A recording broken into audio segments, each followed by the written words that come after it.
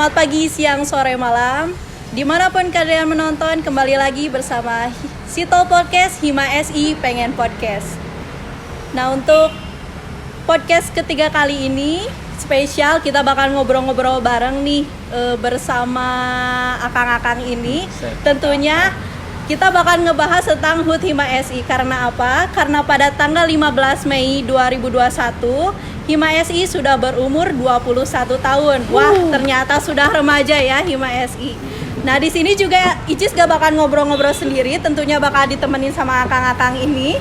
Kembagaan Hima SI, yaitu ada Kang Yosef, alumni Hima SI tahun 2016, dan Kang Wahyu, alumni Hima SI tahun 2016.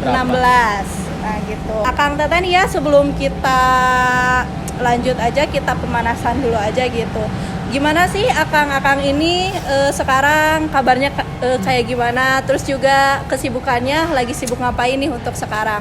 Dimulai dari Kang Yosef dulu deh. Nah, betul. Kalau kesibukan sekarang lagi skripsian sih sekarang. Lagi skripsian ya Kang? Masih skripsi. Saya harusnya mah udah lulus dari kapan gitu. Cuman ya sekarang masih skripsian. Paling apalagi ya? Kalau kerja sekarang lagi nggak dulu sih. Lagi gitu. Berhenti dulu. Iya. Mungkin lagi masih fokus skripsi lah ya Kang ya.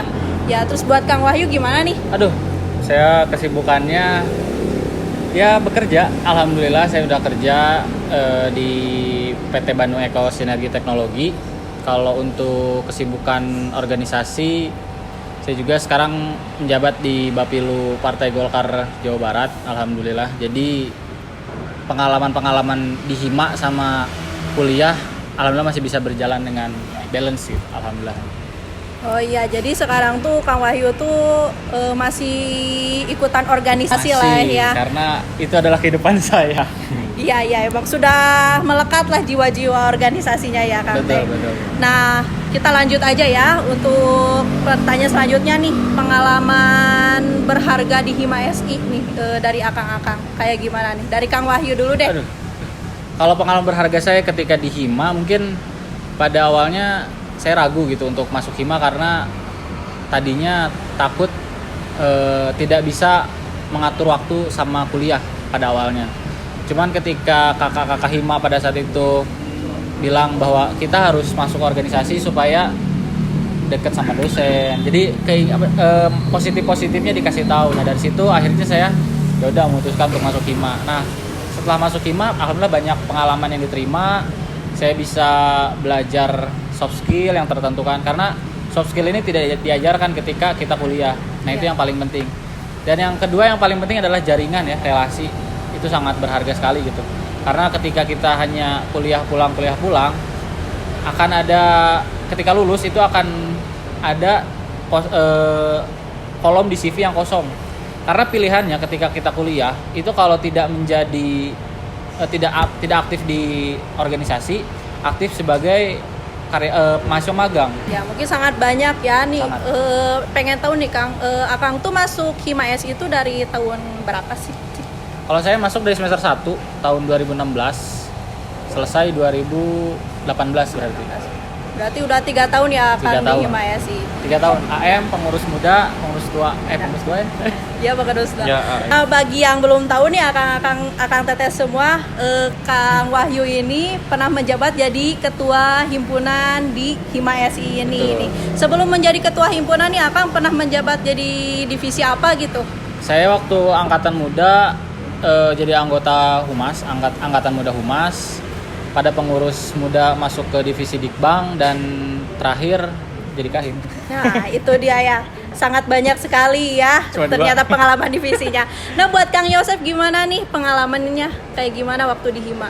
Kalau pengalaman sih dulu sebenarnya sebelum masuk Hima dulu tuh rada ragu-ragu gitu ya dulu karena mikirnya dulu kan karena udah pernah ikutan organisasi waktu sekolah, bahas kampus tuh tadinya pengen ikutan UKM.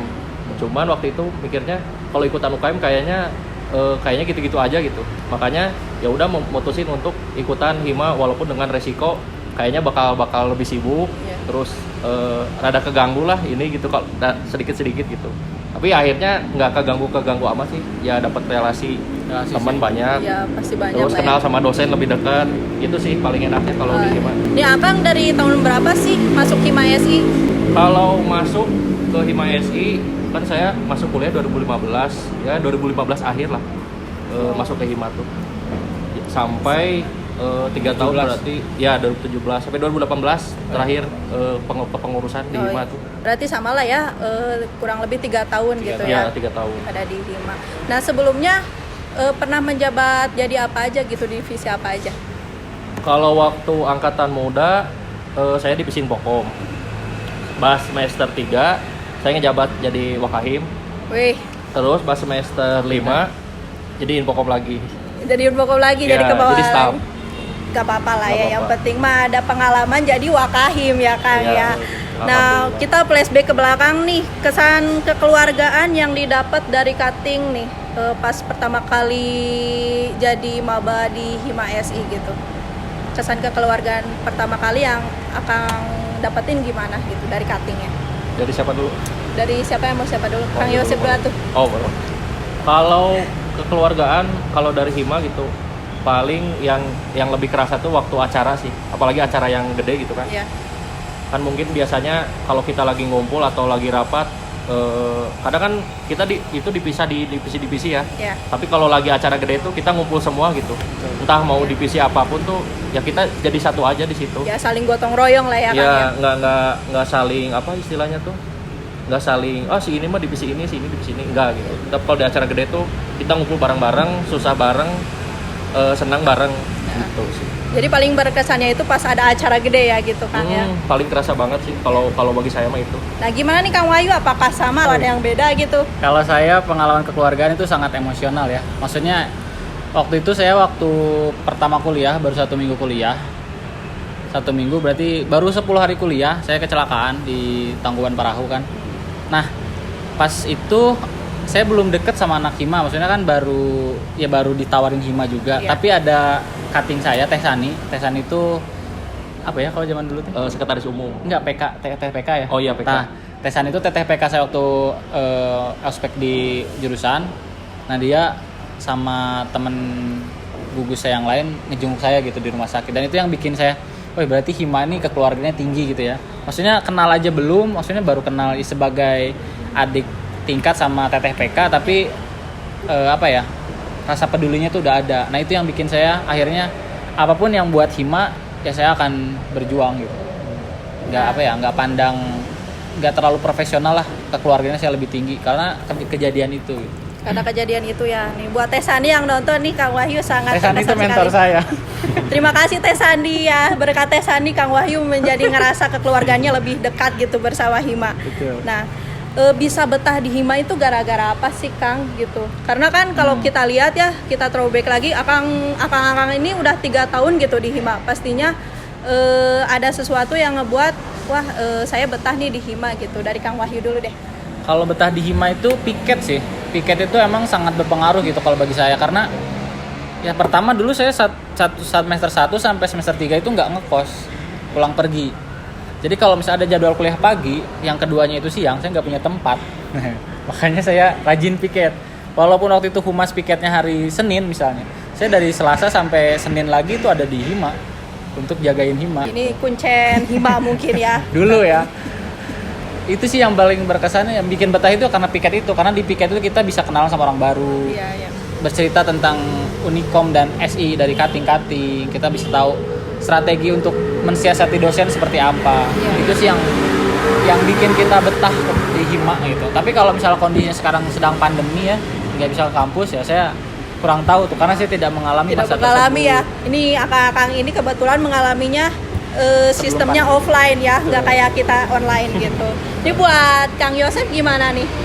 Soal yang piket apa yang tadi? Iya, yang bikin betah. barusan yang Oh. bikin betah di Hima SI. Kalau saya kurang lebih mirip-mirip lah. Kalau Wahyu lebih di piket. Kalau saya mah justru hampir tiap hari di Hima waktu itu tuh. Aduh, emang ini lebih kuncen berarti ya. Karena posisinya kan suka ada kelas kan kita tuh Iya. ya. Betul. Nah itu. Kan kelasnya tuh kan kadang ada yang jeda 1 jam, 2 jam.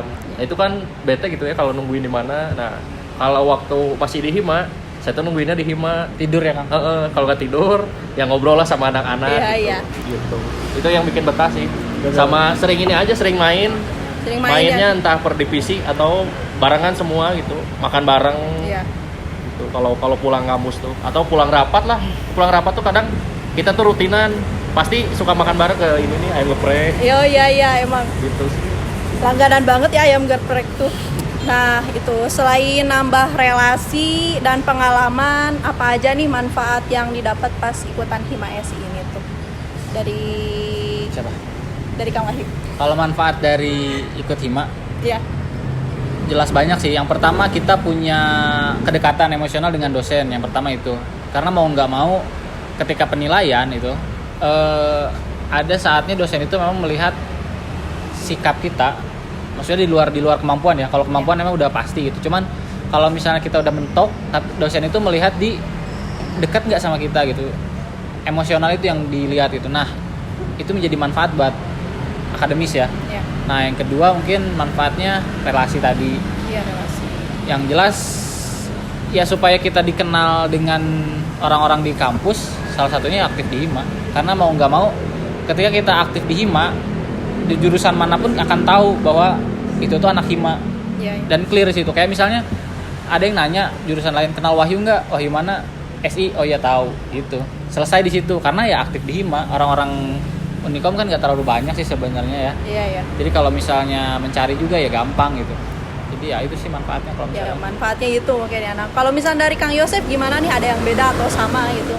Terkait apa yang tadi? Yang barusan yang manfaat selain nambah relasi dan pengalaman, manfaat apa aja yang ada di Hima gitu ikutan? Kalau manfaat hima mah relasi udah pasti ya, karena saya juga waktu sebelum masuk hima sadar bahwa kayaknya kalau nggak ikutan hima ini temen tuh bakal dikit, apalagi di akhir-akhir nih. Iya. Akhir-akhir itu kan udah mulai pada sibuk-sibuk sendiri. Nah makanya waktu itu bikin keputusan ikutan lah hima biar nambah relasi ya. Selain nambah relasi, kebetulan saya juga dulunya organisasi, jadi ya melengkapi ilmu yang dulu lah. Nah Kang ya, dari barusan ya, dari pengalaman yang udah banyak nih ya Kang Yosef dan Kang Wahyu. Nah perubahan apa sih yang dirasain semenjak masuk Hima SI gitu? Mungkin asalnya nolep gitu, terus sekarang jadi lebih aktif lah gitu lah. Dari Kang Wahyu dulu. Kalau misalnya knowledge sih nggak terlalu, karena waktu sekolah juga ikut organisasi. Cuman kalau perubahan yang signifikan itu ke manajemen manusianya ya, karena kalau di kampus strukturnya udah jelas, terus alurnya juga udah jelas, gimana cara manage orang-orangnya. Kalau misalnya kita di sekolah kan, walaupun jadi OSIS, walaupun sebagai ketua, kita masih mengikuti instruksi dari guru ataupun pembina OSIS. Iya. Kalau misalnya di kampus, kalau kita menjadi ketua himpunan ataupun itu ketua divisi, itu kewenangan memanage orang itu sepenuhnya menjadi ketua divisi ataupun ketua hima. Nah itu terus selain itu yang membedakan itu dari cara berpikir, pola pikir mahasiswa itu emang agak sedikit beda dengan ketika kita berorganisasi di luar ataupun ketika sekolah. Misalnya dia organisasi di luar, walaupun itu bukan lingkungan perkuliahan atau akademisi, itu akan beda walaupun sama-sama organisasi. Cuman ketika memang organisasi itu berada di kampus, pola pikir, cara menyampaikan sesuatu dan juga cara bertindak menyelesaikan masalahnya itu akan berbeda. Itu sih yang membedakan ketika sudah masuk hima ataupun belum. Oh gitu, iya. Jadi lebih terstruktur lah ya. Betul, Kang ya. ada aturannya. Ya, kalau Kang Yosef gimana nih? Kalau saya yang paling kerasa sih ininya apa? Dulu saya sebenarnya kalau dari attitude rada agak belum terlalu baik lah dulu. Melenceng ya sedikit. Waktu zaman sekolah tuh. Iya. Ya walaupun udah lumayan lah, tapi udah masuk hima lebih belajar lagi gitu. Cara misalkan ke dosen yang sopan tuh kayak gimana, ke atasan yang ini yang gimana gitu. Terus apa lagi ya? Dan itu sih yang relasi itu sangat ini banget, kebantu banget. Jujur saya kan di kampus pernah bikin komunitas di Jepangan gitulah. Iya. Nah waktu itu dulu kenal sama orang-orang yang itu tuh berkat dari hima juga, karena Iya. teman waktu itu ada dari hima sastra Jepang, ada dari jurusan ini jurusan itu tuh. Banyak lah dari jurusan-jurusan lain ya gitu ya Kang. Kalau saya nggak masuk himpunan waktu itu ya kayaknya nggak akan kenal mereka gitu sih. Terus apalagi ya, dan yang ini sih yang paling banyak mah ilmu organisasinya sih. Iya. Kayak kan kalau dulu waktu OSIS mah paling cuma diajarinnya ini itu. Kalau di hima lebih kompleks lagi lah. Iya, lebih ada tujuannya gitu ya. Betul. Gitu. Nah itu, nah dari akang nih ya kan 3 tahun tuh pasti banyak banget pengalaman, terus juga cerita sedih, bahagia gitulah. Nah terus apa sih pengalaman akang ini yang ngebuat kayak ngebekas di hati gitu, pengalamannya tuh kayak wah ini nggak bisa dilupain nih, ini bisa dijadiin pelajaran gitu. Dari Kang Yosef dulu, karena dari tadi Kang Wahyu terus ya, kasihan Kang Yosef. Pengalaman apa dulu nih, sedih atau senang? Dari yang sedihnya dulu aja deh. Kalau sedih mah, jadi dulu tuh saya tuh itu acara di Natralis itu ya atau apa ya, bahas awal lah, waktu masih AM. Saya itu kan di Sekbid Pubdoc, bagian desainnya kan waktu itu tuh. Yeah. Kan udah bikin banyak tuh desain tuh. Cuman pas di acara tuh desainnya nggak dipakai. Ya Allah sedih. Kayaknya tahu di siapa. Waktu itu. Jangan disepil ya, tolong Jadi jangan disepil. enggak akan nyebut nama lah, itu mah biarlah yang dulu gitu ya. Iya. Cuma kan dulu pernah gitu udah bikin lama gitu, konsep lama, tapi pas di acara nggak dipakainya jadi yang lain dadakan. Ya itu mah waktu itu lebih ke miskom aja sih. Iya ya. Karena komunikasi juga sangat berperan penting ya dalam organisasi itu. Nah, terus kalau untuk pengalaman senang, jujur kalau pengalaman senang mah saya proker paling favorit PKM sih. Kalau PKM? waktu di Hima, pengabdian kepada masyarakat. Iya, iya. Waktu itu tuh ke desa mananya ini yang di sana teh? Duh lupa namanya tuh. Ada Wahyu juga ikut soalnya. Kabupaten Bandung. Kabupaten pokoknya. Bareng lah Akang tuh. Bareng. Waktu Kan itu tuh Kang Yosef Wakahim. Ya, itu. daerah Ciparai kok, Ciparai ke sananya. Cipatat tuh ya. Bukan. Kenapa di situ paling senang? Karena kebetulan waktu itu lagi bulan puasa. Terus Betul. lagi bulan puasa, acaranya PKM. Kita tuh kan nginep kan berapa hari. Jadi di sana lebih kerasa lagi tuh kebersamaannya, kayak bukber bareng, Iya. sahur bareng, dibangunin bareng. Itu sih paling kerasa mah kalau Dari kembang desa ya waktu itu. Jadi ada terselubung lah ya. Gitu. itu sih Jalan kalau tikusnya. kalau yang paling senang mah sejauh ini kalau saya. Sama paling acara apa ya yang lebih kerasa ininya. Ini karakter building juga. Karakter building. Oh iya. Masih Iya. di panitia itu juga lumayan seru juga. Walaupun tetap ada yang kayak gitunya lah. Ya ada lah ya Ada sedikit-dikit gitu. Ini kalau dari Kang Wahyu gimana nih? Kalau sedih ya, yang sedih sebenarnya nggak ada kayaknya. Aduh. Soalnya saya senang terus di Hima. Ada sih. Mungkin kalau sedih banget enggak, cuman kalau yang ngerasa iya sedikit kurang bahagia itu ya ketika Pilkahim kalah aja. Oh, yang bahas pertamanya. Iya, yang pas pertama itu Tapi kali ya. kan yang akhirnya juga Akang jadi kahim juga ya, Iya. teman-teman semua. Karena di Hima saya nggak pernah merasa terbebani, nggak pernah merasa apa ya. Kalaupun misalnya ada yang suatu yang tidak mengenakan ya saya selesai aja gitu ya. Karena mungkin wajar lah, perbedaan pendapat itu memang sering terjadi gitu. Jadi yang penting kita tetap sama apa sih, tetap sesuai sama tujuan kita aja. Jadi nggak ada tuh yang sedihnya tuh sedih banget tuh, biasa aja kalau saya. Cuman kalau yang bahagia itu ya pertama ya ketika jadi kahim itu bahagia. Yang kedua sih yang akhirnya bisa melekat sampai sekarang itu pas jadi kahim itu saya berhasil bikin acara seminar waktu itu sama Yuma sama Mila juga, kebetulan ketuplaknya Teh Yuma. Itu berhasil berhasil kita menduduki gedung sate untuk tempat acara seminarnya. Itu di tahun 2019 ya. 2019. Iya, 2019 itu ada seminar game. Itu tempatnya di gedung sate, di mana tidak ada satupun himpunan mahasiswa di Unikom yang bisa pakai gedung pemerintahan. Aduh. Susah itu. Itu sih yang Best itu yang ya. berkesannya itu. Satu-satunya himpunan di Unikom yang bisa pakai gedung sate gitu kan. Cuman Himasi Unikom doang sampai sekarang ya. Dan acaranya pun alhamdulillah meriah dan juga bisa mengundang salah satu pro player games di Indonesia, Benny Moza waktu itu. Iya.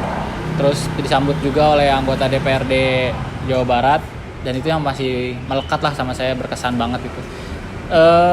Setelah itu apa ya, mungkin yang kedua ketika liburan Hima. Setiap Hima ini kan setiap tahun kepengurusan akhirnya itu kan ada liburan kan. Holiday ya. Nah, betul. Hima Holiday itu udah paling mantap. Karena tidak ada himpunan lain yang mengadakan acara yang kayak gitu. Satu-satunya Hima yang bikin acara holiday itu cuma Hima SI. Makanya kita harus bangga, kita harus punya apa ya, rasa kepemilikan terhadap Hima gitu. Karena Hima SI ini merupakan himpunan yang besar lah di Unicom. Ya. Gitu sih. Oh iya. Nah, dari situ tuh ya, dari pengalaman Kang Yosef, terus dari Kang Wahyu juga nih, dari sebelum-sebelumnya kan pasti ada nih momen-momen dimana program kerja itu gak berjalan dengan mulus gitu. Pasti ada kerikil-kerikilnya lah ya. Nah, gimana cara mengatasi kerikil-kerikil itu nih dari Akang? Dari Siapa? Kang Wahyu dulu. Kalau misal untuk program kerja yang tidak terlaksana, waktu saya jadi angkatan muda mungkin ada di Humas ya, saya waktu itu di Humas ada program kerja namanya Wasiat, Wadah Silaturahmi, Wadah Aspirasi IMASI, mahasiswa SI dan MI, ya kan Wasiat namanya. Ya. Nah cuman program kerja itu tidak berjalan karena kekurangan spare waktu dan juga beberapa masalah internal lain lah, padahal tidak terwujud. Nah, cuman cara untuk mengantisipasinya adalah kita membuat program kerja yang sama di tahun selanjutnya gitu, untuk mencoba apakah ini memang tidak bisa, apakah penyebabnya itu emang nggak bisa kitanya, apa emang kitanya nggak mau gitu. Pada akhirnya di tahun selanjutnya waktu itu kepengurusan Kang Yuda dan Kang Agung waktu itu Wasiat ini bisa berjalan gitu, alhamdulillahnya. Terus kalau untuk acara di kepengurusan saya ada beberapa yang memang tidak terlaksana. Salah satunya ketika Forsboot waktu itu waktu apa sih kalau acara main bolanya SI itu? Porak.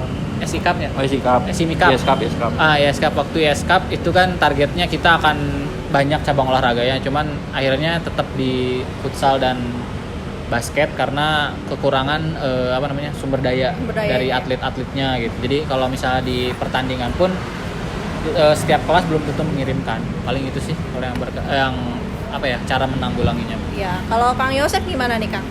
Kalau cara menanggulangi, kalau waktu itu pernah sih proker kalau nggak salah tuh proker ini seminar yang tentang jadi anak Ippokom waktu itu bikin acara seminar hacking. Waktu itu ketuplaknya Kang Yuda. Nah waktu itu tuh kebenaran kendalanya tuh di bagian pokoknya adalah itu sempat bingung kan. Acara besok, sedangkan itu kendalanya tuh di Hamin sebelumnya. Waktu itu saya ya ikut bantu aja gitu. Jadi kepepet waktu lah. Ya, tapi bisa teratasi Kang. Alhamdulillah bisa. Karena waktu itu saya ngerti nyeting itunya, jadi ya ikut-ikut bantu gitu. Terus kalau ada yang nggak kelaksana mah paling itu sih. Dulu tuh sempat waktu Wahyu angkatan muda. Jadi waktu itu sama anak Tadus tuh mau bikin acara kayak bazar gitulah. Jadi kan dulu tuh ada acara open house di Unicom tuh. Kayak rame gitulah, kayak pesta rakyat Unicom. Nah, cuman kita tuh waktu itu MSI mau bikinnya bazar Unicom di mana di tadinya mau di sini nih di kampus Dago. Di kampus Dago. Jadi ada bazar-bazar gitu, ada stand, jadi yang jualan gitu bebas. Terus ada beberapa ada undang band gitu. Cuman nggak jadi karena waktu itu terkendala dana. Dari dananya ya? Dana sama memang waktu itu ketuplaknya nggak nyanggupin. Karena saya juga waktu itu sama ketua Kang Bedan ini juga sih sempat ragu juga mau ngadain gitu. Karena kayaknya nggak akan bisa nih. Persiapannya emang harus dari ini. Dari matang-matang lah ya dari awal. Kita ke pertanyaan selanjutnya ya. Kan Kang di Hima SI itu banyak banget ya beragam orang gitu, dari beragam daerah, terus juga dari bahasanya juga pada beda-beda, ada yang pakai bahasa Indonesia, ada yang pakai bahasa Jawa mungkin ya, dan lain sebagainya. Pasti juga berbeda-beda sifat gitu nih, karakter gitu. Nah, apa sih yang akang-akang nggak disukain dari karakter anggota Hima SI gitu? Dari Kang Yosef dulu deh. Kayak misalkan nih susah diatur sih ini mah gitu. Tapi gak usah disebutin juga ya orangnya. Takut dendam nih. Kalau orang yang kayak gitu di himpunan mah kayaknya tiap tahun ada sih. Dari zaman saya ada, dari zaman Wahyu ada. Itu memang udah mendarah daging. Udah biasa sih. Kayak orang yang rapat ngaret itu pasti ada yang ya kayak itu gitu. Mah selalu sih, as always. Jadi paling kalau yang kayak gitu mah kalau saya sih ya, kalau emang saya dulu di Hima nggak marahinnya langsung ke orangnya gitu. Kalau saya mah lebih ini aja sih, ngingetin aja kedepannya ya jangan kayak gini lagi. Terus kayak misalkan kalau nanggepin orang-orang yang beda-beda sifat gitu, paling kita harus nyesuaiin aja sih sama mereka. Misalnya kalau merekanya emang yang baperan ya kitanya juga harus jangan terlalu ini ke dianya jangan terlalu gitu. up doang. Intinya gimana caranya bikin kita nyaman aja sih merekanya gitu. Kalau saya masih Iya. kalau kitanya terlalu maksa ego kita, merekanya juga jadinya nggak nyaman. Iya, yang iya. pada akhirnya nanti si anak himanya nggak Gak bertahan. bertahan emang iya. Gitu sih kalau saya mah. Nah kalau dari Kang Wahyu gimana Kang? Yang pasti yang bikin males itu ya kalau ada anak hima yang baperan. Aduh. Ya kan? Betul. Jadi kita mau bercanda juga kagok gitu kan. Ah si itu mah nantinya ngambek, nanti nggak datang lagi ke hima. Nah itu sih yang bikin kita kayak bingung gitu mau bercanda seperti apa gitu kan. Sedangkan untuk kita bisa mendapatkan emosional kedekatan di antara anggota itu kan dengan bercanda ya. Iya. Karena kalau misalnya terus-terusan di hima dibawa tentang mata kuliah atau belajar ya pusing juga kita. Kan di hima itu sebagai tempat kita mencurahkan apa ya?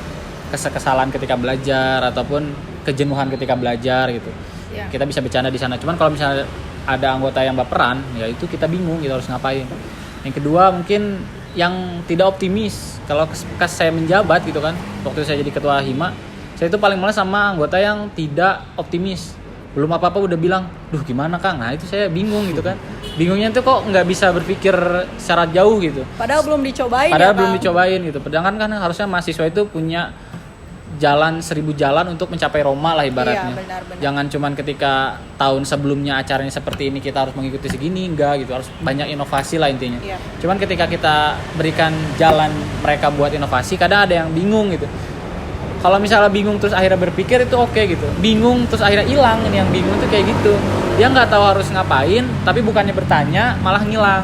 Itu yang jadi problem gitu kan. Pada akhirnya banyak program kerja yang tidak terlaksana akibat ada oknum yang seperti itu. Iya. Yang akhirnya ya sudah gitu.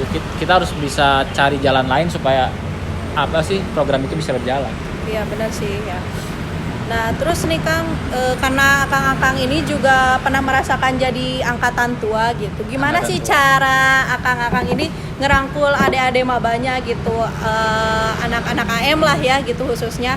Gimana caranya ngerangkul biar mereka tuh lebih semangat di hima tuh gitu, lebih ngerasain kekeluargaan gitu. Dari Kang Wahyu dulu deh.